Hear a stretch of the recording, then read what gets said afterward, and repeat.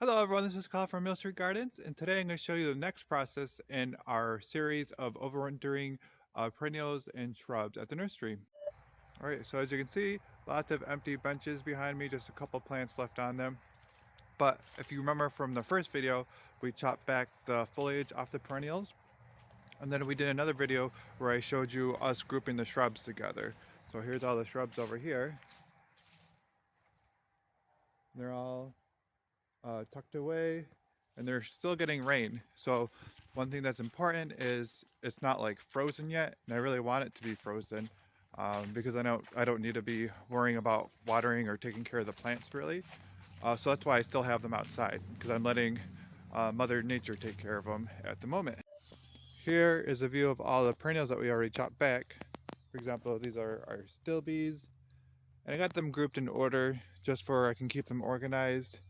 And I don't know, depending on your environment, you might be able to overwinter plants like this just in pots outside, but as an extra precaution, we overwinter things in our hoop house, which, let's see what it looks like right now. It's kind of a mess because it's been windy and there's all leaves and stuff in there.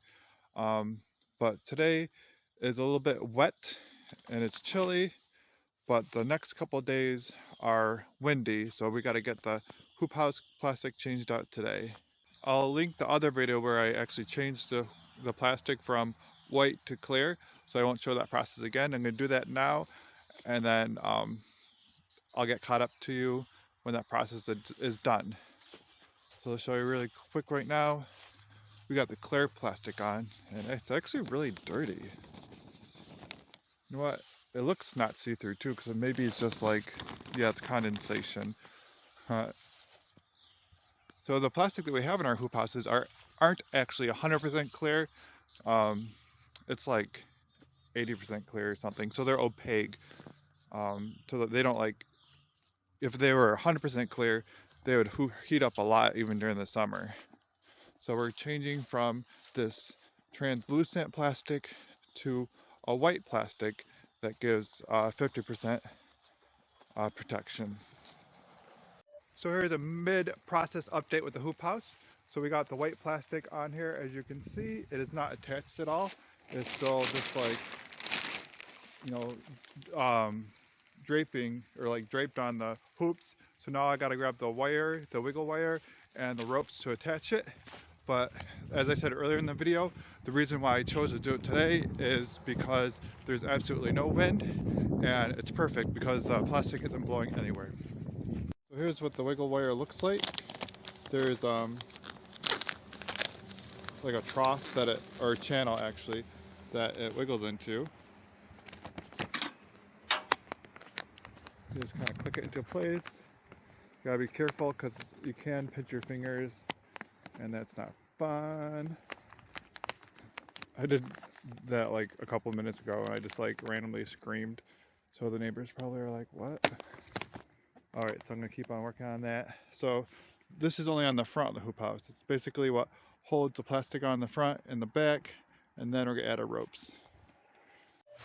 So now what I'm doing is I'm cleaning these leaves out of the hoop house before I start putting plants in here, because if there's leaves or grass or anything in here, that's where the mice like to hide and make their little nests, and we want to prevent all of that. Also, a side note is we're starting to get some flooding, which is annoying. So all these plants that are sitting in water, I'm going to have to move them inside of here quicker than I wanted to do that. So I guess that will happen today too. So what we're doing right now is we're clearing the leaves, and then we're placing plots in here, and this is where they go rest for the winter. Alright, so I learned from last year that you can do more than just one layer. So I'm doing a first layer, and I'm doing plants that don't have foliage and don't emerge super early. So the first layer, and then I'm doing a second layer on top, and usually the second layer is a plant that has like a semi-evergreen foliage, like this veronica, so it can still get sunlight. And then something to think about is you want to stack the pots not directly on top of each other. Like I'm zigzagging them so that pot underneath it can still get some airflow. So it's not ideal, but it worked pretty good for me in the last few years, or last year at least. So that's what I'm doing. So clearing leaves and doing this, and pretty soon this hoop house will be full of plants. Alright, so this is the final step in our winter protection video. It's been a couple weeks since I actually started this video just because I've been kind of busy and the weather's been kind of crazy, and it's taken me a while to get all these plants in here. So let me just show you all these plants in the hoop house real quick. As you can see, a lot of the garbage that I had in here, like the leaves, I've scooted to the side of the hoop house. I'm going to break those down with the lawnmower. And as I said earlier, that's just for the mice don't have anywhere to hide. And as you can see, I did a couple layer of plants in here. So as you can see, most of the top layer are plants that are evergreen or semi-evergreen. And the bottom layer are plants that totally die back to the ground. And then I stack them diagonally around each other so they still have some airflow. So I'm going to show you the kind of what we have real quick. So we got the roses, we got some lavender plants, we got a whole mix of things that are mostly organized. Butterfly bushes, hydrangeas, some primroses, poppies, geraniums, hydrangeas, clematis, more hydrangeas. Over here have a lot of propagations I did last year. And I even got those stacked up. Got trees on this side. Heucheras, daisies, creeping phlox, rhododendrons, more trees, anything that's evergreens in here. And this is in addition to a lot of the stuff that we have outside. Alright, so now that all the plants are finally in the hoop house, I'm going to close down the side of the hoops. I'm going to give them one last drink because the water's still on.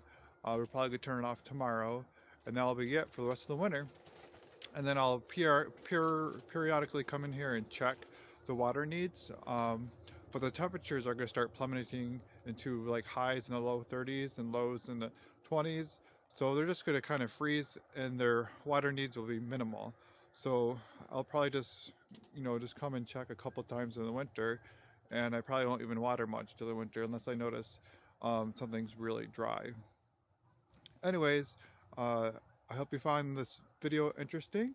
If you have any questions about the process, please feel free to leave your questions in the comment section below, and thank you for watching our video. Have a great day.